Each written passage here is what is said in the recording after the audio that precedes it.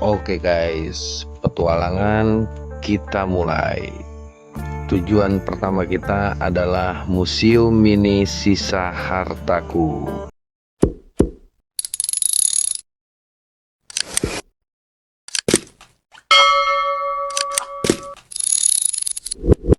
Nah, alhamdulillah guys, kita sudah sampai di Museum Mini Merapi. Biasanya di sini nggak kurang dari 1000 jeep yang hadir di sini. Halo.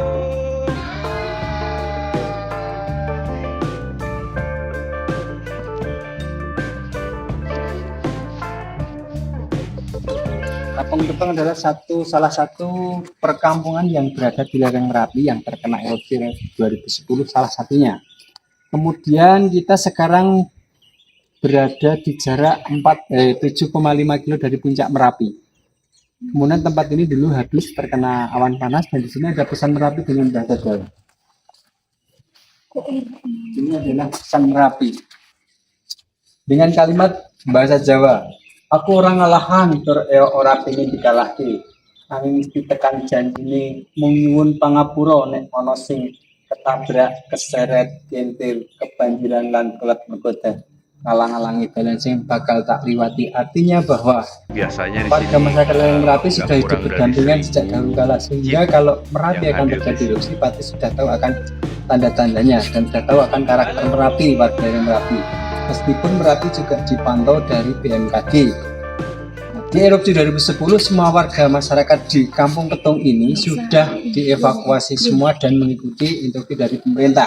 Namun tidak mungkin semua harta bendanya dibawa ke pengungsian, pasti ada yang tertinggal seperti rumah, binatang ternak dan barang-barang lainnya. Sehingga di sini Merapi sudah meminta maaf jika suatu saat nanti akan terjadi erupsi, ada yang tertabrak, terseret, kintir, kebanjiran, dan kelep menghalang-halangi jalannya erupsi. Merapi sudah meminta maaf sebelumnya kepada warga lereng Merapi. Makanya di Kampung Petung ini sudah tidak ada korban jiwa, yang menjadi korban adalah harta bendanya. Kemudian rumah ini adalah rumahnya Pak Srianto.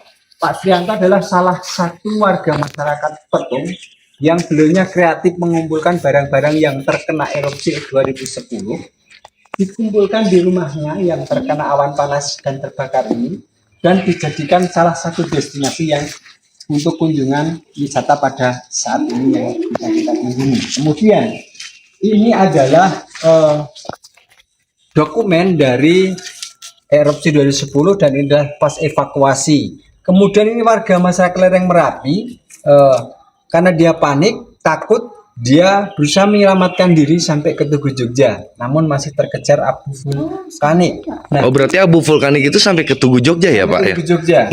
Kemudian erupsi terjadi 2 kali di tanggal 26 Oktober 2010. Itu yang pertama itu di sekitaran perkampungan Mbah Marijan.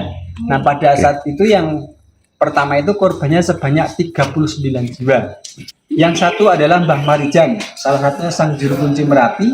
Yang dua adalah relawan yang mau menyebut Mbah Marijan dan tidak mau. Kemudian yang 36 adalah warga masyarakat Punahrejo dan Pelempari. Kemudian erupsi yang kedua di hari Jumat tanggal 5 November 2010, tepatnya jam 12.05. Nah, erupsi yang kedua ini adalah sangat besar sekali karena di samping awan panas juga material dari Merapi berupa pasir dan batu yang mengalir melalui Sungai Gendol. Sungai Gendol adalah salah satu sungai yang untuk aliran material dari Merapi di saat erupsi. Nah, di erupsi 2010 karena diperkirakan tidak mencapai 17-20 kilo, namun pada kenyataannya itu mencapai 17-20 karena mengalir melalui Sungai Gendol. Sehingga warga masyarakat lereng Merapi yang berada di bantaran Sungai Gendol dan belum sempat dievakuasi karena kita terjadi pada malam hari, korbannya itu lebih banyak. Oh iya. Pertama adalah warga yang berada di bantaran Sungai Gendol karena Sungai Gendol tidak mampu menampung material dari Merapi berupa batu sehingga meluap ke pemukiman. Dia pemukimannya terbakar. Kemudian ini adalah gambar erupsi 2010 yang ada awan panas. Kemudian ini adalah alat-alat rumah tangga dari Pak Srianto. Pak Srianto adalah diri yang di Jepang yang paling berbeda. Oh, jadi yang dijadikan museum ini adalah rumahnya Pak Suyanto ya? Pak Srianto. Pak Srianto. Ya, itu Oh iya. Oh iya. Ya. Kemudian ini adalah Bangker Kali Adem. Bangker Kali Adem tidak saya jelaskan, nanti karena kita mau ke sana ya. Iya. Kita jelaskan, kemudian kita langsung aja. Ayo. Barang-barang yang kena erupsi. Ya. Nah ini adalah barang-barang yang dulu terkena erupsi ya guys. Nanti kecuali yang baju. dua kamar ini jangan Ini baju. diambil gambarnya. Ini bajunya. Itu yang dua kamar ini jangan diambil gambarnya. Oh yang mana? Oh, Yang dua kamar oh ini. iya siap. Sini boleh. Oke.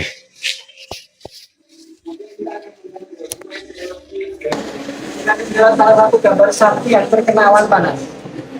Ini adalah sapi yang terkena awan panas dan terkelupas kulitnya, akhirnya mati juga. Kemudian ini adalah aparat keamanan yang sedang membakar bangkai sapi karena kalau dibakar ditakutkan nanti menimbulkan penyakit. Ini sama ya, kandang ternak juga sama. Ini adalah sepeda motor dari Pak Srianto ya, yang terkena awan panas. Kemudian ini pas evakuasi korban erupsi 2010, ini sama pas evakuasi juga. Ini sama. Nah, karena pada saat itu erupsi itu bersamaan dengan gerimis sehingga abu itu menempel ke wajah maupun pakaian dari warga yang Merapi. Ini adalah korban yang sudah meninggal, ya, yang sama ya, yang sudah. Kemudian ini korban yang sudah berada di Rumah Sakit Yogyakarta. Kemudian adalah pemakaman massal korban erupsi 2010 yang tadi saya sampaikan. Oh yang di depan tadi ya Pak? Ini pas pemakaman massal. Nah, ini adalah bersama warga masyarakat, aparat dan dari TNI juga. Kemudian di sana ada tulang ayam yang dirangkai, yang terkena awan panas juga. Di sini ada alat-alat jahit juga. Adalah jam yang terkena awan panas juga. Ini adalah Pak Srianto. Beliau masih ada, Kak? Itu di depan tadi yang Oh nyebut ya, tadi. itu. Pak Srianto. Ini adalah putranya. Ini adalah Pak Srianto. Dari Al-Quran yang terkena awan panas. Secara logika harusnya Al-Quran ini terbakar semua Iya. ya, cuman kertas kan, Masya tapi masih Allah. tersisa dan masih bisa terbaca. Nih guys. Ini tidak terbakar. Iya, masih. Ya ada yang terbakar, namun tidak semuanya. Tapi secara logika harusnya habis karena kan Habis. cuma kertas dengan 600 derajat. Kemudian ini adalah rumah yang kedua. Rumah yang kedua adalah rumahnya Pak Kimin. Ini adalah Pak Kimin. Pak Kimin adalah bapaknya Pak Srianto. Oh. Nah, beliaunya sudah meninggal, tapi bukan karena terkena erupsi 2010 karena memang ibunya sudah sepuh. Kemudian ibunya juga sudah meninggal, tapi bukan karena erupsi dulu. Kalau ibunya belum lama, belum ada 1 tahun meninggalnya.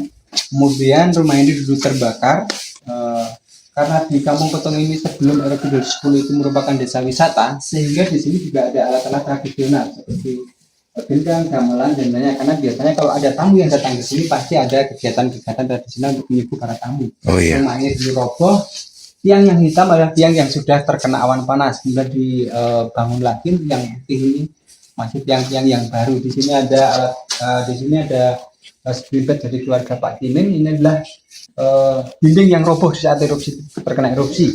Kemudian di sana ada alat-alat rumah tangga juga. Di sana juga ada kursi tamu dari Pak Kimin. Di sini ada tempat sepatu dulu ini ya, naruh sepatu sebelum rumah ini terkena erupsi. Oke, kita lanjut ke sini. Kita akan sampaikan fenomena Merapi dan kronologi meninggalnya Mbah Marijan. Jadi dari erupsi 2010 itu dari kepulan itu bisa menuliskan lafal Allah. Masya Allah. Kemudian kalau ini dilihat dengan sama seperti muka manusia, ada mata, Iya. hidung, mulut. Ini lebih jelas lagi ya, ada Iya. mata, hidung, mulut, dagu. Nah, ini lebih jelas lagi menuliskan lafal Allah. Iya.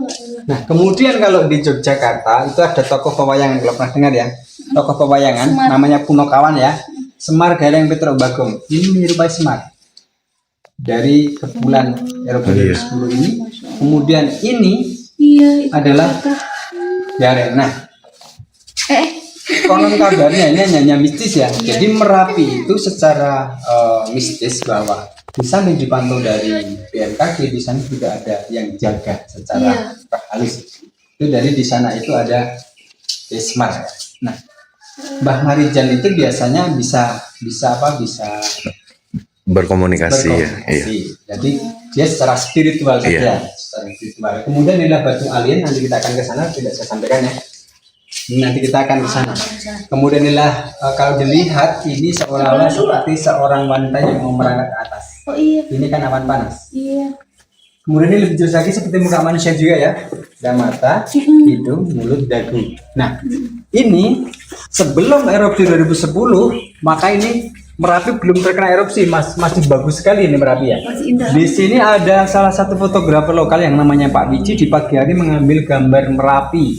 Di saat difoto tidak ada bayangan ini. Oh, Setelah dicetak muncullah bayangan ini. Dan ini kalau dilihat dengan seksama Perempuan ya? seolah-olah seorang wanita atau Iya. seorang putri yang sedang terbang. Ini ada kepala, ada Iya. tangan memakai kain merah. merah. Tapi setelah dicetakan yang kedua, ini sudah tidak muncul lagi. Oh, Hanya cetakan yang pertama. coba saya. Kemudianlah awan panas. Nah, kemudian erupsi jika tidak bersamaan dengan hujan maka material akan menumpuk di atas berupa pasir dan batu. Nah, setelah terjadi hujan maka akan terjadi banjir lahar dingin. Nah, dari banjir lahar dingin ini bisa merusak fasilitas umum seperti jembatan. Kemudian pemukiman. Kemudian ini adalah salah satu contoh dari kegiatan warga lereng Merapi yang sedang mengambil material di Sungai Gendol. Nah, Sungai Gendol mengambil pasir dan batu, tiba-tiba terjadi hujan maka terjadi banjir dan dia terjebak di Sungai Gendol. Kemudian di sana ada kegiatan warga lereng Merapi, khususnya Kampung Petung sebelum erupsi Merapi. Nah, kegiatan warga sini sebelum erupsi itu adalah peta dari Padukuhan Petung ini ada ya, kegiatan seperti itu sebelum erupsi. Kemudian di sana juga ada festival desa wisata karena di sini belum merupakan desa wisata. Ini adalah sepeda ondel dari putranya Pak Srianto. Kemudian di sini adalah alat-alat pertukangan dari keluarga Pak Timin dan Pak Srianto. Nah, kemudian ini adalah rumah yang kita kunjungi tadi. Nah, itu rumahnya Pak Srianto, Pak Timin. Nah, kita sekarang berada di tempat ini ya. Iya. Nah, di sana dulu ada kandang ternak. Kemudian di depan ada kamar mandi. Kemudian batu dari Merapi yang berada di bantaran Sungai Gendol di bawah sana. Dan ini adalah di tengah-tengah jalan ya ini. Karena dulu ini adalah Sungai Gendol dan itu adalah jalan besar ini. Batu ini terlempar dan berada di tengah jalan. Makanya saat ini sudah dibangun jalan ini yang sini buat jalan ke sana dibagi dua. Ini yang sebelah sini untuk yang ke sana, yang sini ke sini. Jadi dipisahkan dengan batu itu. Ya. Kemudian kita sampaikan kronologi meninggalnya Mbah Marijan Sang Juru Kunci Merapi ya. Oh iya. Oke. Ini adalah Mbah Marijan. Mbah Marijan adalah Sang Juru Kunci Merapi yang meninggal di saat erupsi 2010. Nah, pada tanggal 26 Oktober 2010 sebenarnya warga lereng Merapi sudah dievakuasi semuanya. Namun masih ada sebagian masih berada di rumah karena dia masih mempunyai binatang ternak sehingga kalau pagi dia pulang mencari rumput untuk pakan ternak. Nah, bagi mereka yang sudah kembali ke pengungsian pada sore itu karena menjelang maghrib mereka selamat, bagi yang belum yang menjadi korban. Nah, pada sore itu tanggal 26 itu Mbah Marijan sebenarnya masih berada di rumahnya. Ini adalah rumah Mbah Marijan dengan putranya yang bernama Pak Asep dan sebagian keluarganya. Karena pada sore itu sudah terdengar adzan maghrib, maka Mbah Marijan menjalankan sholat maghrib di masjid sebelah rumah Mbah Marijan berjamaah dengan putranya yang bernama Pak Asep dan sebagian keluarganya. Nah, di tengah-tengah beliau menjalankan sholat maghrib terdengarlah bunyi sirine tanda bahaya Merapi pada saat itu. Merapi sudah gemuruh luar biasa, hujan abu yang sangat lebat, namun Mbah Marijan tetap menjalankan sholat maghribnya. Setelah selesai sholat maghrib, Mbah Marijan pulang bersama putranya ini yang bernama Pak Asih dan sebagian keluarganya. Setelah sampai di halaman rumah ini, putranya yang bernama Pak Asih berdialog dengan Mbah Marijan dengan bahasa Jawa. Pak Asih bilang begini di halaman ini. Bilang begini, Pak monggo mandap Merapi sampun boten aman. Mbah Marijan menjawab, sih nek kowe arep medun-meduno, aku tetap nok ini sebab aku ngemban amanah saka Sultan supaya njogo Merapi. Opo wae sing bakal kedadian ana Merapi, aku tetap nok ini ndongake warga lereng Merapi supaya ora akeh korban sik. Mula nek kowe arep medun-meduno, karo anak bojomu lan keluargamu. Aku tetap ngomong. Kalimat yang keluar pada saat itu Mbah Marijan bilang begini, sih nek ngantek aku medun bakal aku digegui pitik. Artinya kalau kita pakai bahasa Indonesia, putranya yang bernama Pak Asih bilang begini, Pak, mari kita turun Pak, Merapi sudah tidak aman. Mbah Marijan menjawab, sih kalau kamu mau turun silakan turun bersama anak istrimu dan keluargamu. Saya akan tetap di sini karena saya mengemban amanah dari Sultan untuk menjaga Merapi sebagai juru kunci Merapi. Apapun yang terjadi, saya akan tetap di sini mendoakan warga lereng Merapi supaya tidak terjadi banyak korban sih. Kalau saya sampai turun sih, tentunya saya akan ditertawakan ayam. Dari benar Mbah Marijan kalau pada saat itu dia turun, ayam aja mentertawakan Mbah Marijan, apalagi manusia yang punya akal pikiran. Jadi apa yang dilakukan Mbah Marijan di sini adalah dapat kita ambil hikmahnya bahwa Mbah Marijan pada saat itu tidak turun itu bukan karena Mbah Marijan merasa sakti, bukan, tapi karena Mbah Marijan merasa mengemban amanah yang luar biasa dari Sri Sultan Hamengkubuwono Raja Yogyakarta pada saat ini. Nah, akhirnya putranya yang bernama Pak Asih ini turun bersama keluarganya turun. Nah, Mbah Marijan mau masuk ke rumah ini, dikejar dua relawan yang menggunakan mobil APV. Tiba-tiba Mbah Marijan mau masuk, tiba-tiba datanglah mobil APV dengan dua pengendara, dua-duanya adalah relawan. Nah, dua-duanya ini bermaksud membujuk Mbah Marijan diajak turun, namun Mbah Marijan tetap tidak mau. Nah, akhirnya karena membujuk Mbah Marijan tidak mau, dua relawan ini dari rumah Mbah Marijan dibujuk tidak mau. Akhirnya Mbah Marijan masuk ke rumah, masuk ke kamar, bersujud memohon kepada Allah, mendoakan warga lereng Merapi. Nah, dua relawan ini keluar dari rumah Mbah Marijan menuju ke mobil APV. Terjadilah erupsi. Mbah Marijan ditemukan di dalam kamar dalam posisi sujud, memakai peci, memakai baju batik, memakai sarung dalam posisi sujud. Kemudian dua relawan ini ditemukan di halaman rumah Mbah Marijan dalam posisi meninggal juga, terbakar. Nah, tapi yang sungguh luar biasa, Mbah Marijan tidak terbakar. Mbah Marijan hanya sekedar terbungkus abu saja.